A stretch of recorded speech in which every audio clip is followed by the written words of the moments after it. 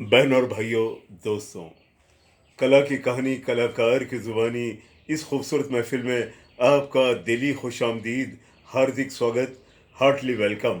बहन और भाइयों, आज मैं जिस पेंटिंग के बारे में अपने बोलने जा रहा हूँ, वो ड्रीम सीक्वेंस से जुड़ी हुई है।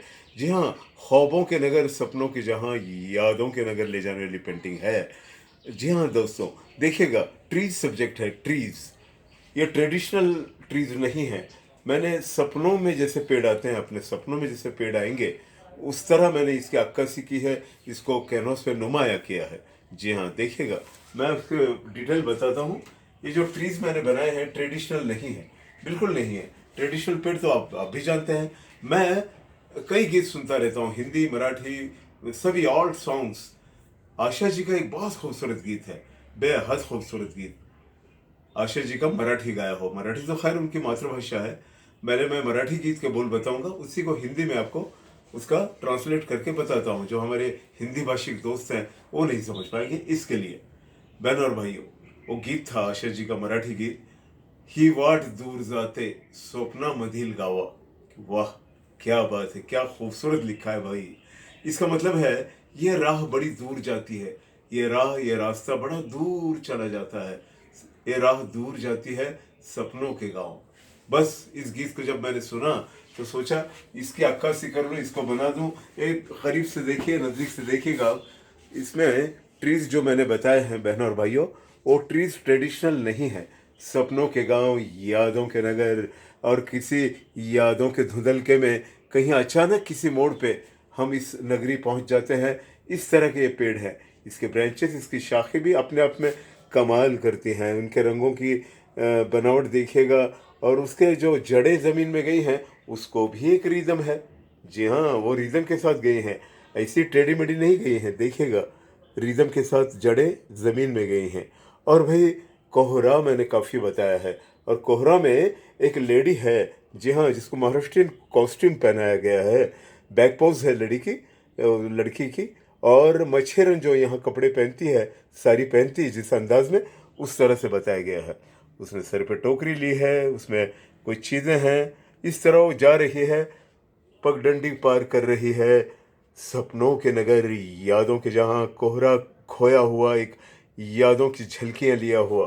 बहनों और भाइयों, मैं इसके बारे में फिर कहूँगा कि ये पेड़ मैंने अपने अंदाज में बनाया है। जी हाँ, बिल्कुल अपने अंदाज में। और इसको ख्वाबों के नगर, सपनों के जहाँ ले जाने वाली ये बात है। और बहनों और भाइयों, ख़ास बात मैं बताना चाहूँगा कि ये जो पेंटिंग है, इसका सब्जेक्ट भी यही है, ट्रीज फ्रॉम ड्रीम।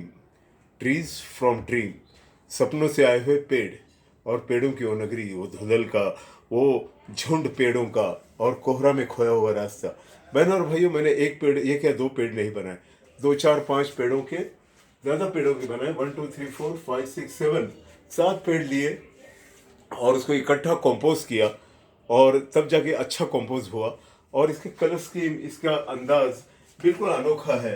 फिर एक बार कहना चाहूँगा कि ये अपने आप में एक गज़ल है, एक कविता है, और एक वो बात है जो महसूस करने के लिए दिल शायराना चाहिए थोड़ा। जी हाँ, शायराना दिल की ज़रूरत है भाई। ये बातें जो हैं, ये थोड़ी शायराना बातें हैं। जिसको कविता में रस है, जिसको सपनों की बातें, यादों की बातें, धुंधलके की बातें, और वो राह जो सपनों के नगर जाती है, इस तरह के कुल मिला के तमाम चीज़ों को मिलाकर ये शाहकार साकार हुआ है। बहनों और भाइयों, हम लोगों को, हम कलाकारों को कोई भी गीत प्रेरित करता है। और पुराने गीतों में तो शायरी, उसका सिंगिंग और उसका म्यूज़िक कमाल का हुआ करता था। कोई आर्टिकल भी हो, अच्छी नावल हो, अच्छी किताब हो, अच्छा बुक हो, अच्छी स्टोरी हो, अच्छी फिल्म क्यों ना हो, वो भी प्रेरित करती है। कहाँ कौन सी बात, घटना प्रेरित कर जाए, नए विषय दे जाए, नया सब्जेक्ट दे जाए, हम नहीं कह सकते। मेरी शुभकामनाएं आपके साथ हैं। कला से जुड़े रहिए, कला की नगरी में आते रहिए। फिर एक बार आपको मिलाऊंगा इस तरह की सुंदर कलाकृतियों के बीच और बेहतरीन यादों के बीच। फिर एक बार बता दूं, ड्रीम सीक्वेंस से जुड़ा हुआ, ट्रीज सब्जेक्ट से जुड़ा हुआ, वो पेड़ों का झुंड, और कोहरा में खोई हो वो पगडंडी नुमा राह, और एक लड़की जाती हुई यादों के नगर, सपनों के जहां, और कई अफसाने इसमें पिरोए हैं। एक गज़ल की तरह खूबसूरत पेंटिंग मैं यादों के संग आपके सामने पेश कर सका। फिर मिलूँगा इसी अंदाज में, कई यादों के संग, कई बातों के संग और बीते अफ़सानों के संग और गुज़रे लम्हों के संग, यादों के धुंधलकों में अपनों को ढूँढने की एक राह लिए हुए फिर मिलते हैं। अलविदा, बाय बाय।